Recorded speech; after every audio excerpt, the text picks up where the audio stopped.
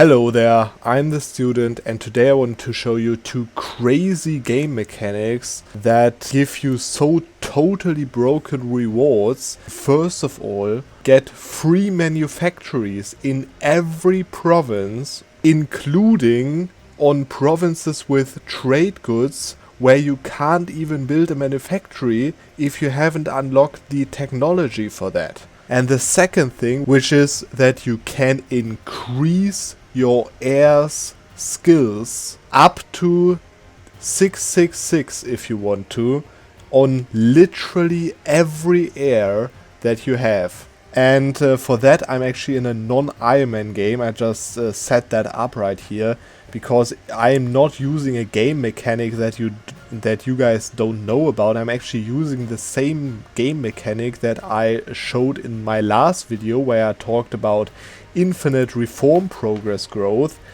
And that is of course with the mechanic of switching primary cultures to abandon your culture-based tier 1 reform that has a parliament. And yeah, you should probably watch the video first if you want to know details about how this works. But basically it means that if you lose a reform that has a parliament, then you also lose the debate cycle. Okay, so if you pass a debate, you normally cannot pass a second one for the next 10 years. But if you lose that reform in this time, then it gets reset basically. You lose your parliament, you lose your debate. And if you then, for example, switch to the Scottish primary culture and enact another Scottish monarchy, you're going to see that in a second, that has also a parliament, for free of course, as you can enact your tier 1 reform for free always, then you can pass a second debate on the same day. Obviously, as long as you have Diplo points to switch your culture back and forth. Now, for both of those things that I'm going to tell you, the only downside is that you need to start as Poland. And the reason for that is that there is a mission actually quite early and quite easy to get, which is those two missions, or rather this mission that you need and this mission that you need to unlock the second mission, where you need to get the a special event that has actually not a really long meantime of happening from the start on, and just pass the mission either by dealing with the nobility militarily or diplomatically. And then you unlock that mission over here, the Great Sejm, which is very easy to complete, as you can see easily. 6 parliamentary issues is super easy if you think about the fact that you can just switch out the culture to just complete parliamentary issues, right? This mission unlocks you new parliamentary issues, as you can see. And it unlocks you actually new Polish parliamentary issues that you can only get through this mission. And now you might think, yeah, but you can form Poland and get this, right? Wrong. The problem is if you form Poland, then this mission over here, as well as those two missions, are completed without a reward. So you literally have to start as Poland. And then all you have to do is to get rid of your starting reform, which is Great Sejm over here, of course. You can do that by either going for a republic, for example, because you'll lose that. But that, of course, takes you time until you reach tier 6 reform. Or you could just form another nation that lets you switch your government types, such as, for example, Ruthenia or Russia or Switzerland actually, because if you form Switzerland, it will change you into a republic immediately. So those ways, there are a lot of ways to get rid of that government reform. But yeah, if you got that, then you are in the stage which I have right now, which is where you have unlocked those parliamentary issues. And you have only stated those provinces for, of course, I can half state those provinces after I'm out of Diplo points, for example, right? So it's not that bad. But I have now the point where I've stated only Scottish and Basque culture, which I cheated to convert a little bit. Of course, this is because I'm doing it with a monarchy, and those are the only 2 tier 1 reforms for monarchies that have a parliament and are culture based. But you can of course do it as a republic theoretically for the manufactories thing, which is of course totally broken, but then you wouldn't have of course heirs that you can use the other one for that you have also unlocked. But yeah, and I have already started a debate. That's why I know what in this month, of course, every month that you start a debate, this button over here, the debates will change that you can use actually. So I know already which ones I will have. And in this case, I will have the first one already unlocked, which is Fund an Industrial Project. This is the parliamentary issue that is unlocked through the mission I just showed you, which gives you a manufactory in a random owned province with at least 10 development. And it also gives you construction costs, which is not really that valuable, but the manufactory is very valuable. So let me just click that button, and you can see already passed 75%. So I just need to click this one and pass it. And you can see that I've got a textile manufactory in Lublin, which is this province over here, which by the way has also coal, but before you ask, it doesn't work on coal and it doesn't work on gold. I've already tested that. But you can see that there is a textile manufactory that is only unlocked even on Admin Technology 11, which I don't have. I'm on 9 in this case. So this way I can get manufactories for free that normally would cost, of course, 500 or a little bit less than 500 ducats, even in provinces where I cannot even build manufactories because of my technology, which is of course totally broken. So if I would now def every province to 10 development, I could then just change my culture to Scottish, because you can see I cannot start a debate right now for 10 years, but then I can change to Scottish primary culture, lose the Courts of Navarra reform of course, enact the Scottish monarchy reform, get the parliament back, have 1 seat enacted so that I can pass the debate, and start a new debate. And there you can see, fund an industrial project, I can build another manufactory. This time I've built it in Krakow, as you can see, a naval equipment manufactory that is also only unlocked on Diplomatic Technology 11, so is also ahead of time and fully for free.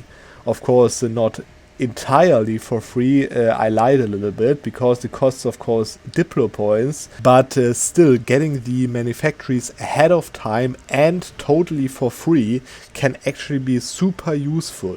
And of course you get them instantly without 5 years of building time.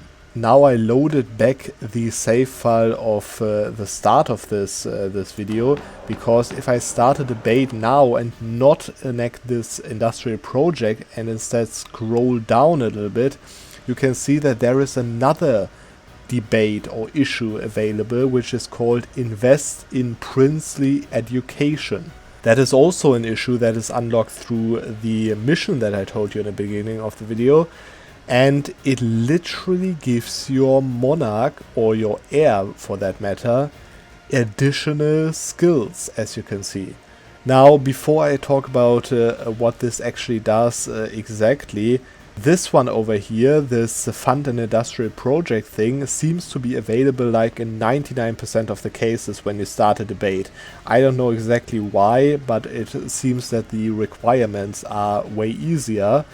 Rather than this one, which I often needed like to wait 2 or 3 months to actually unlock that, because it is probably not that easy to get in terms of you cannot boost the chances, because there is nothing else that you can do, while this one is of course unlocked as soon as you have 10 developed province, which if you have more of them it is probably more likely. I'm not sure about that. But so this one you might have to wait 2 or 3 months each time to get that available over here. Now you can see it has one of 4 options will happen immediately. It says 14% chance to the Heir getting admin point, 14% chance getting diplo point, and 14% chance of a military point. And then there is a 59% chance of no effect, which means that in total there is a 41% chance that your Heir skill will increase.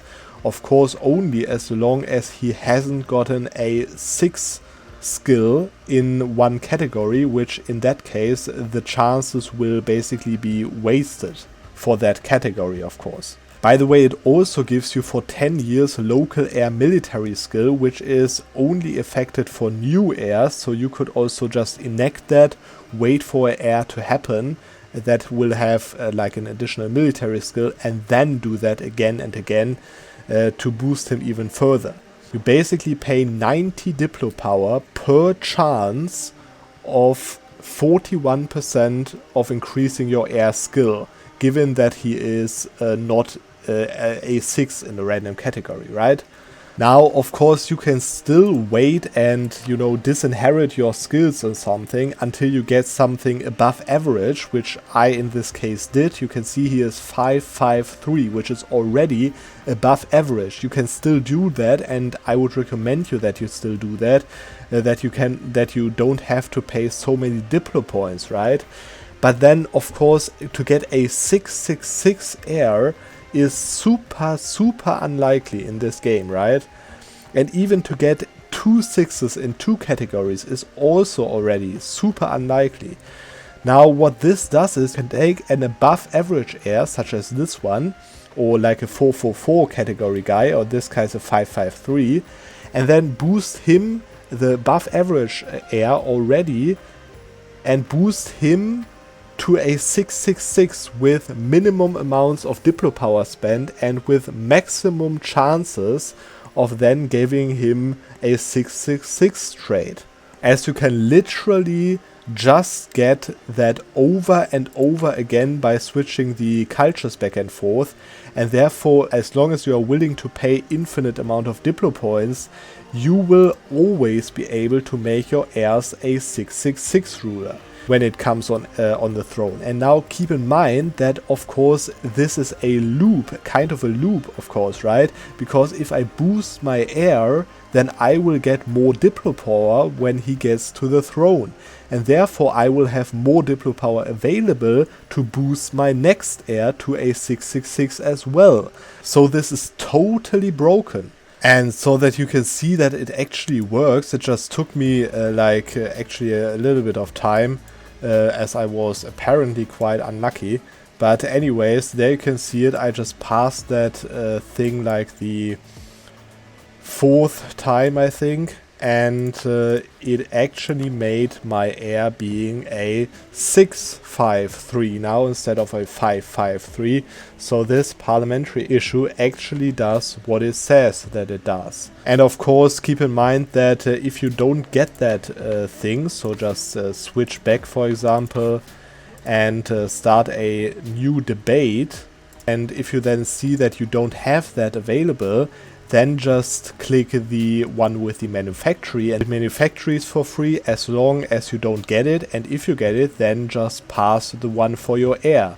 This way you are basically not wasting your diplo points because you have always something to do with that. Of course, as I said, the only downside is that you have to start as Poland, but the upside of that is that Poland is not an endgame tag, so you can form anything else that you want after that, so you don't have to be Poland for the entire game.